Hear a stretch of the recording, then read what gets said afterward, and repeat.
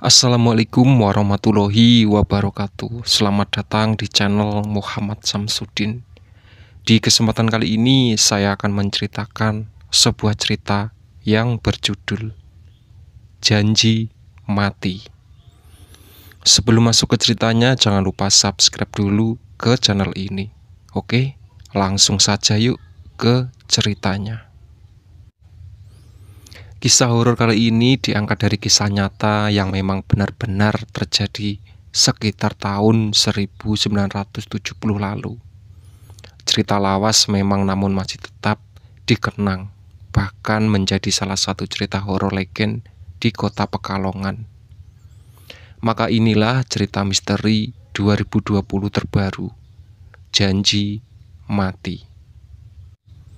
Cerita horor berjudul Janji Mati mengisahkan tentang seorang pria yang gagal menikahi pujaan hatinya karena meninggal dunia. Namun perasaan cintanya yang begitu kuat telah dimanfaatkan oleh sosok makhluk halus yang menyamar. Cerita misteri ini masih tetap diceritakan oleh akun Twitter @agilsaputra yang kami tulis ulang dengan mengubah beberapa susunan kata dan kalimat tanpa mengubah alur atau jalan cerita. Selamat mendengarkan. Pekalongan tahun 1970. Tami dan Kuncoro adalah sepasang kekasih yang sudah menjalin hubungan sejak SMA. Kini setelah lebih dari 5 tahun mereka kuliah di universitas yang sama di kota Jogja. Mereka sama-sama cinta pertama, mungkin itu yang membuat hubungan keduanya langgeng. Setelah menjalani perkuliahan beberapa semester, ayah Tami meninggal dunia. Ia sempat mencoba memaksakan diri untuk tetap kuliah karena ingin selalu berada di dekat Kuncoro. Tapi apa daya, karena ekonomi keluarganya memburuk selepas kepergian ayahnya, ia terpaksa berhenti berkuliah. Keluarga Tami yang dulu hidup serba kecukupan, kini bangkrut hingga harus pindah ke rumah kontrakan. Walaupun begitu, Kuncoro tetap setia. Ia selalu menghabiskan waktu libur kuliahnya untuk bersama Tami. Setelah Kuncoro lulus kuliah dan bekerja, ia ingin menjalin hubungan yang lebih serius dengan Tami. Ia ingin menikahi Tami meskipun Kuncoro berasal dari keluarga terpandang. Orang tuanya sangat merestui hubungan mereka. Hingga pada akhirnya mereka bertunangan dan berencana akan menikah sekitar 1-2 tahun kemudian. Tapi tak disangka, baru 3 bulan mereka bertunangan, Tami tiba-tiba terjatuh saat mencuci pakaian di sumur belakang rumahnya. Kuncoro yang diberi kabar langsung bergegas menuju rumah Tami, tapi Tami sudah dilarikan ke rumah sakit. Saat Kuncoro sampai di rumah sakit, betapa kagetnya dia. Kuncoro melihat perawat hendak menyelimuti tubuh Tami. "Nyawa Nona Tami sudah tidak tertolong," ucap sang perawat. Kuncoro pun berlari memeluk tubuh Tami yang mulai kaku dan menangis sekeras-kerasnya. Dari info keluarganya, Tami meninggal 2-3 menit sebelum Kuncoro datang. Kuncoro menangis sesekukan dan berkata, "Kamu tidak akan mati, Tami. Kita sudah berjanji." Begitu kata-kata Kuncoro saat itu. Tami meninggal akibatnya pecah pembuluh darah di otak akibat benturan dan banyak pikiran. Tami memang pernah berkeluh kesah di surat yang ditulisnya tentang dia yang harus ikut menanggung hutang puluhan juta peninggalan ayahnya. Tapi Kuncoro tak berpikir jika itu akan mempengaruhi kesehatan Tami. Dengan mata yang sembab, Kuncoro berjalan di samping ibunya Tami sambil membuka foto berbingkai. Kuncoro mencoba tegar sambil berjalan menuju area pemakaman. Sesekali ia merangkul calon ibu mertuanya dengan berlinang air mata. Tami adalah anak tunggal, tak heran jika hati ibunya merasa hancur. Setelah ditinggal kepergian suaminya, Kini ia harus kehilangan anak semata wayangnya. Saat jenazah Tami dimasukkan ke liang lahat, ibu Tami sangat histeris berteriak, "Aku mau ikut, aku mau ikut." Kuncoro memeluk ibu Tami sambil berucap, "Istighfar bu, istighfar." Prosesi pemakaman berlangsung dengan lancar. Malamnya Kuncoro tidak pulang. Dia memilih menemani calon mertuanya dan menemui orang-orang yang tazkiyah. Anehnya, saat acara tahlilan hari ketiga, tak ada satupun sanak saudara Tami yang hadir. Kuncoro awalnya menghiraukan, tapi setelah acara tahlilan 7 hari dan 40 hari, memang tak ada satupun dari saudara Tami yang hadir di situ. Kuncoro tak tega melihat ibu Tami diperlakukan seperti itu. Di malam hari saat suasana tak begitu ramai, Kuncoro mendekati ibu Tami. Ibu Tami memang terlihat sering melamun setelah meninggalnya Tami. Kuncoro memang sangat dekat dengan beliau. Sambil memijat baunya, Kuncoro berkata, "Sampun bu, boten saru mangsa kesepian, tasih wonten kula. Kuncoro niki nggih anak ibu to. Sudah bu, jangan merasa kesepian, masih ada saya. Kuncoro ini anak ibu juga kan?" Ibu Tami menghela nafas panjang dan berkata, "Oh le, aku ngerti. Iya nak, saya tahu." Kuncoro pun bertanya, "Lah ibu dugi 40 dinten niki kok sedereke mboten wonten ingkang nindak mriki?" "Lah bu, sampai 40 hari ini kok saudara-saudara tidak ada yang datang ke sini." Jadi menurut penurunan ibu Tami, dulu keluarganya memang kaya dan cukup sukses. Tapi sejak kematian ayah Tami, mereka bangkrut sampai harus menjual rumah dan tinggal di kontrakan. Itu pun hutang ayahnya masih belum lunas. Entah apa itu penyebabnya, tapi setelah keluarganya bangkrut, semua sanak saudara seperti menjauh. Kuncoro pun mencoba mencari tahu berapa hutang keluarga Tami. Nominalnya ternyata sekitar 30 juta, angka yang sangat besar pada saat itu. Dalam hati Kuncoro bertekad ingin membantu melunasi semua hutang-hutang itu. Tapi kepergian Tami, Kuncoro melanjutkan aktivitas seperti biasa. Kini ia bekerja sebagai kontraktor dan tak jarang menyempatkan diri menjenguk ibu Tami di rumahnya saat sedang libur. Dia sempat mencari informasi siapa saja yang berhutang. Semuanya ia datangi satu persatu dan membuat pertanyaan tertulis bahwa sekarang dialah yang menanggung hutang-hutang itu. Kuncoro mulai mencicil hutangnya satu persatu hingga lunas beberapa tahun kemudian. Kuncoro kini sukses, namun beberapa orang temannya mulai merasakan keganjilan dalam dirinya. Kuncoro diketahui sering membeli pakaian-pakaian wanita secara diam-diam. Awalnya keluarga dan teman-temannya menghiraukan atau bersikap pura-pura tidak tahu. Tapi semakin lama tingkahnya semakin aneh.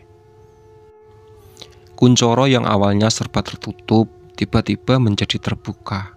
Sehabis membeli pakaian wanita, selalu ia perlihatkan ke teman atau keluarganya sambil bilang, "Apik toh, Tami mesti seneng iki, bagus kan, tapi pasti suka ini."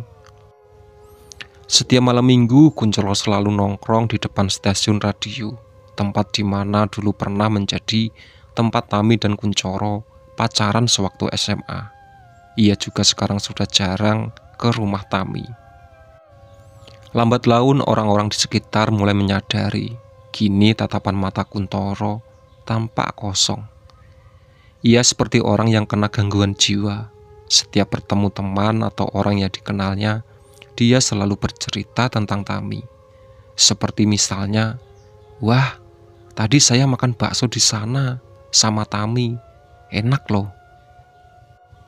Sikapnya menunjukkan seolah dia masih bertemu dengan Tami setiap hari.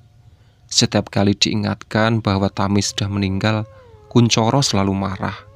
Ia menundukkan kepalanya dan pergi berjalan sambil menggerutu tidak jelas. Meskipun begitu, Kuncoro masih seperti orang normal dan bekerja dengan giat.